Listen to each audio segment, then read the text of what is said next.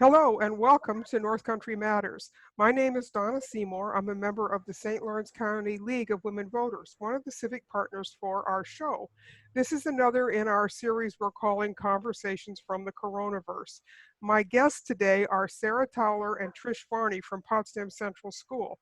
We invited them to talk to us about the concept of mindfulness and how it can be a useful tool in education, both for the adults and the students. Mindfulness is a concept that Joanne Chambers, the school superintendent, has mentioned a few times in the past when I've had her as a guest on the show, and she suggested these two teachers would be able to explain more about the concept and how it is used at Potsdam Central. Sarah and Trish, welcome to North Country Matters. Thank you. Thank you. Well, we're very delighted to have the both of you, and we're anxious to get started on this topic. So first of all, tell us a little bit about yourselves, the grades you teach, and your subject specialties, if you would, please. You want to start, Trish? Sure. So I teach at Potsdam Central School, and I teach art from kindergarten through fourth grade. I'm the elementary art teacher. So I've been infusing mindfulness for the past almost 2 years into the art room. Okay. And Sarah? I am the elementary music teacher at Potsdam Central School, and I too have been using mindfulness in my classes through their music work. Okay, great, thanks. That's nice to get that little bit of background. We just learned today that in-person school will be canceled for the rest of the year here in New York, as it is in most of the country. How are you managing your courses and classes from home as you've been continuing the education for your students? Well, I'd say that it absolutely has been a major challenge. When I teach in the art room, it's very hands-on, and part of what I enjoy the most is being able to work with students and have them explore the art materials, and not knowing now what they have at home to work with as far as art materials has been very challenging. And so what I'm doing is learning as I go, both the technology piece, but also trying to equip the students with art lessons that they can find things that are already in their environment to create. So whether it is a pencil and a piece of paper from their notebook, or it is going out into nature and finding twigs and arranging them into radial symmetry design. So it's been changing, and talk about creativity. I've been trying to use some creativity to challenge those students to be creative. So it's been different. Yeah, I'm sure it has, and this has been something that everybody is struggling with all over the country, and with absolutely no practice or time to think about it. Literally between one day and the next, you're teaching from home, aren't you? Mm-hmm. Yeah. So Yeah. Sarah, how have you been managing? It's certainly been a change. I miss the interaction that I have with my students and the conversations and discussions that come up in class. So I've been doing a lot of screencasting different things and talking to them as if I would teach them a lesson. But it's definitely, again, challenging with the hands-on aspect. You know, we have instruments in our hands, or we have music that we're reading, or different things that we're doing with our hands, and we don't have those at home. So one thing that I've done with most of my grade levels is we've actually found some percussion instruments around the house, finding different things that you can hit or shake or scrape and make different sounds, and exploring with those sounds. So I think it's been fun to explore in different ways and how music can be used around us when we're not in the music classroom. I've also been doing a lot more kind of one-on-one interactions with students. They send me a video of something that they've been playing or they've been doing, and I can have that interaction back and forth. So that's been nice as well, because oftentimes with a class of 20 students in 30 minutes, there's not a lot of that one-on-one interaction. So that's been kind of nice, but it's certainly a big change. Well, it sounds like you both have figured out ways to make this work, and that's, of course, exactly what we knew would happen, even without the practice or the time to really experiment. So let's kind of dive into our topic a little bit, and can you give us an idea of what mindfulness is?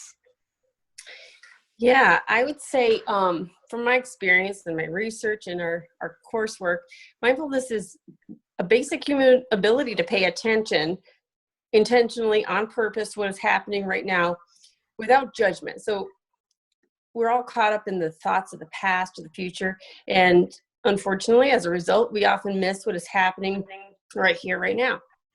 So the most common form of mindfulness is to bring your awareness to your breath. Taking a deep breath. And we do this innately. When we're feeling stressed, you can hear people sigh, taking a deep breath. So then you can also, breathe in that air. It actually helps lower the stress hormone, cortisol, but be aware of what's happening with your senses. So the simple act of smelling a cup of coffee brewing, but paying attention to that smell, or noticing a blue jay in a tree and paying attention to that sight, or tasting, the taste of something that is very, very salty or sweet. All of those kinds of things are so simple, but that's mindfulness, is taking the time or taking a pause to notice what is right there in the present moment. And what that does is it interrupts that cycle of rumination. So I myself, I'm worrying about the future. I'm thinking about my grocery list. I'm thinking about what I have to do. But if I take the time to notice the really soft texture of the fur on my pet, then suddenly that cycle of rumination is interrupted and I'm right there. I'm enjoying that moment. And what your body does is it responds in the same way. Instead of the heightened stressors of your grocery list or your what you have to do, you're just enjoying where you are and what you're doing in that mind or in that moment. So that is kind of, it's a practice. It involves doing it on purpose at first, and then doing it almost automatically the better you get. I myself, I'm still a work in progress. But when I do have the opportunity to notice something that I smell or something that I see, then I know the feeling that I get is helping me. I can just feel the sense of, okay, right now it's like this. I can't handle what has happened, or I can't address what has happened in the past. I can't even think about what's going to happen in the future. But what I can manage is what's happening right now. Right now, it's like this. So that's kind of a brief overview of what mindfulness is in my experience. Well, I would say that mindfulness is something that all of us need to cultivate, particularly right now when there is so much that is out of our control. Sarah, you must really think about this in terms of sound as one of the important senses in your work. Absolutely. Something that I've worked on with my students is tuning into a particular part of music or a certain instrument, or listening to music and deciding what is the emotion that this is bringing to me, or what kinds of things in the music cultivate a certain emotion. Is the music fast or is it slow? Is it loud or is it soft? And really tuning into what kind of pictures those bring to mind, or emotions they're cultivating in our own selves. So, Sarah, how do you use mindfulness in your classrooms? Just sort of specifically with your students, what is the application of mindfulness in your classrooms?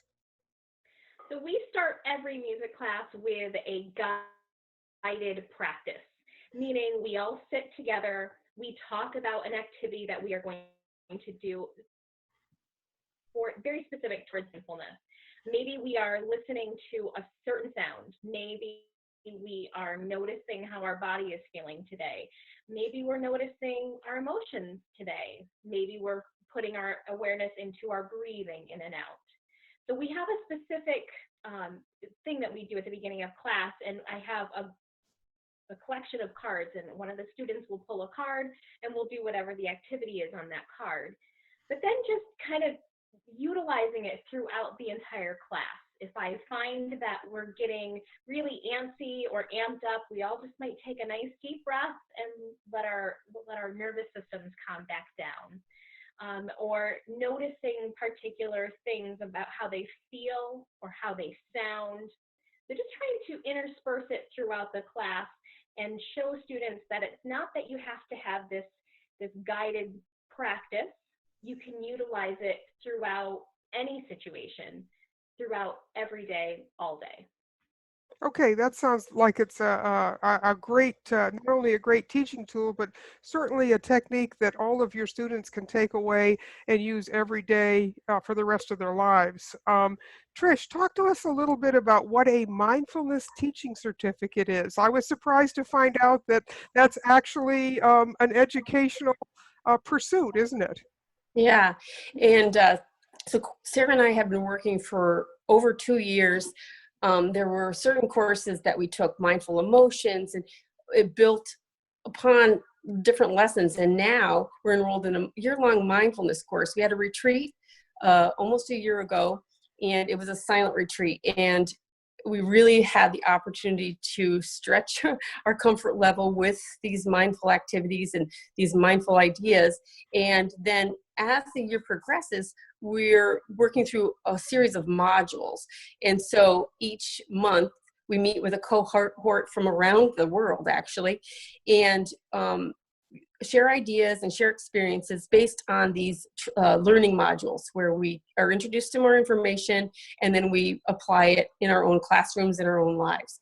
So it's been really intense and really rewarding and challenging. And so that will culminate, was intended to culminate at a second retreat. But because of COVID, we're not going to be able to gather in the same way for the retreat. So that's kind of another unknown. But at the end of that, we will be evaluated to see if we have gained what we need for certification as mindfulness instructors.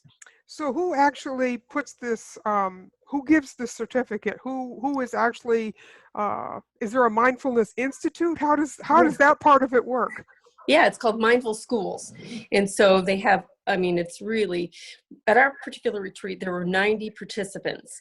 And they came from, there was a gentleman from Japan, there were people from all over the United States, and that was the second of 2 retreats. Another had been held at a different location. So all coming together, and this Mindful Schools is a company, I guess, is organizing it. Okay, thanks. So, Sarah, talk to us a little bit, if you would, about how mindfulness was being used at Potsdam Central before the closure. This was really a technique that that at least the elementary school had embraced, correct? Yes. So when Trish and I began our classes, the first class we took was a fundamental class. It allowed you to start having our own practice and utilizing it in our own lives. And then the second was an educator's course. And within that course, they offer you a curriculum to teach to students. So that's when I started utilizing it in my classroom with all of my classes that come to see me. But this year, I also have been pushing into all of the third grade classes in the elementary school, and I've been teaching the curriculum. And that's been very, very eye-opening. It's been nice to be able to spend 30 minutes just talking about what mindfulness is, practicing some different techniques, allowing the students to ask questions and journal about their experiences. So that's been very rewarding this year, and that's been a big change for me this year. And then I know there are several teachers who utilize some mindful techniques in their classrooms, whether it's having a brain break and maybe getting up and moving, or taking some time to just take a few deep breaths to get ready for their next lesson, or finding some ways to regulate their emotions, because that's something that needs some more practice and some help with. So I know that there are several teachers in the school who are utilizing those as well. I imagine it's also very useful for a student who is, for whatever reason, is in kind of a bad place in their own head. They're acting out and they're disrupting the classroom. And I imagine this is a good technique to try to bring that person back to center and be participating in the class again. If you got some examples maybe of where that has happened, Trish, anything that you can give us, maybe an example like that? Yeah, so I've been working with a couple of students individually who have, like you were saying, some challenges with attention. That's the other benefit of mindfulness, is it helps build your ability to pay attention. So when you pay attention on purpose, well, then those neural pathways get stronger and stronger. And so there are a couple of students who, during the day, I would bring them into my classroom and we would work on mindfulness strategies, so that when they went back to the classroom and they were feeling anxious or they were feeling stressed, they had more of these mindful tools in their tool belt so they could calm themselves down, so that they could work on their ability to focus. And so we really worked individually, and then hopefully that would spill over into their reactions, certain stimuli in the classroom.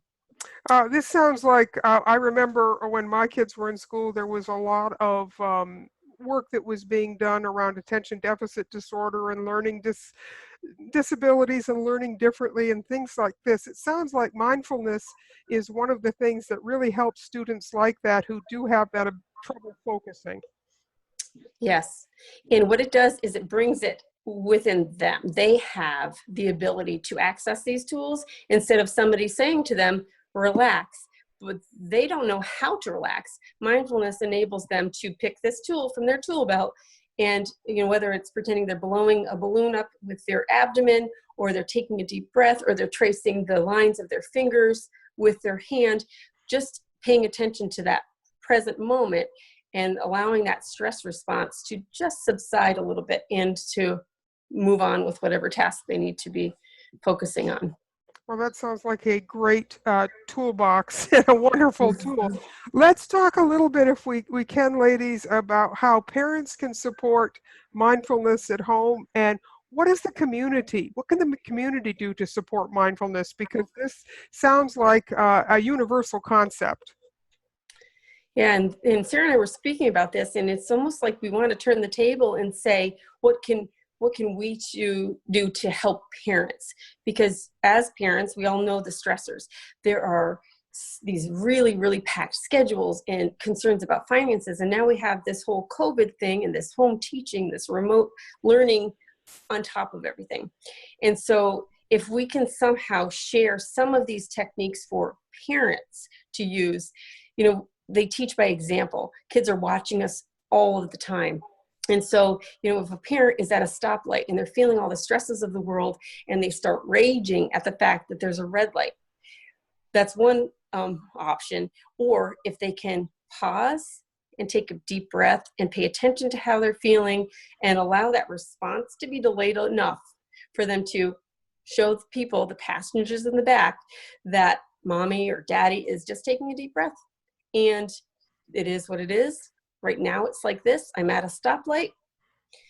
And then maybe interrupt that cycle of just raging or yelling or screaming at something that is really beyond your control. So I guess Sarah and I are striving to share those little tidbits, those tools with the parents and with the community, so that they can be teachers themselves of those strategies.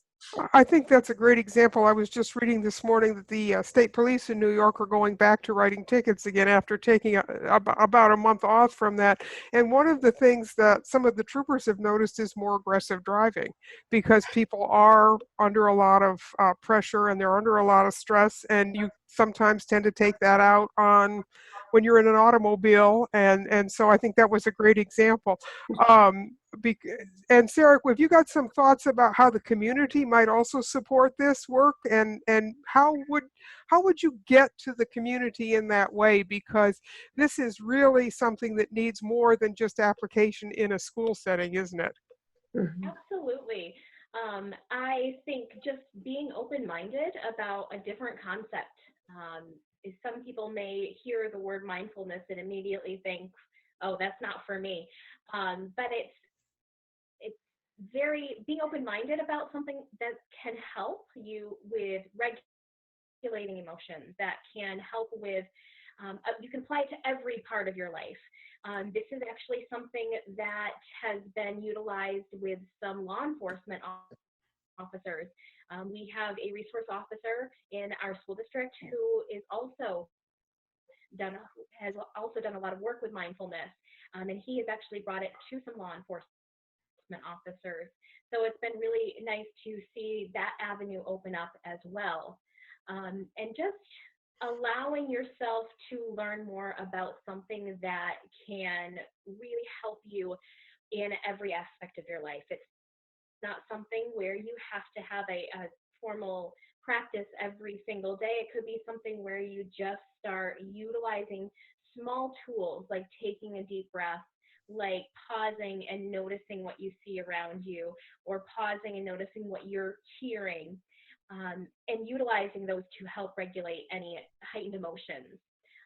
Something mindful eating. How many of us sit down and eat something really quickly because we're on the run and we don't even taste the food that we are putting in our mouth, but just slowing down. And I think allowing everyone in the community to slow down once in a while and enjoy what's happening in the moment.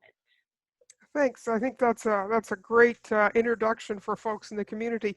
Trish, talk to us a little bit about what you see as the future of mindfulness, not mindlessness, excuse me, mindfulness in education. How is this something that's more and more people are going to adopt as a classroom technique in your view?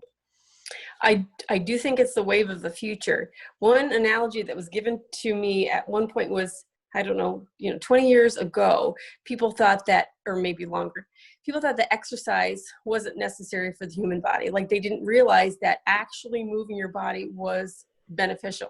And so now they're likening this mindfulness movement to, okay, now we need to think about that part of our experience, the emotional, the cognitive section that impacts all of our behaviors. And so Sarah and I have the opportunity, we're working with this McKinney-Vento trauma team, and just last week we were asked by people requesting more strategies to work with students.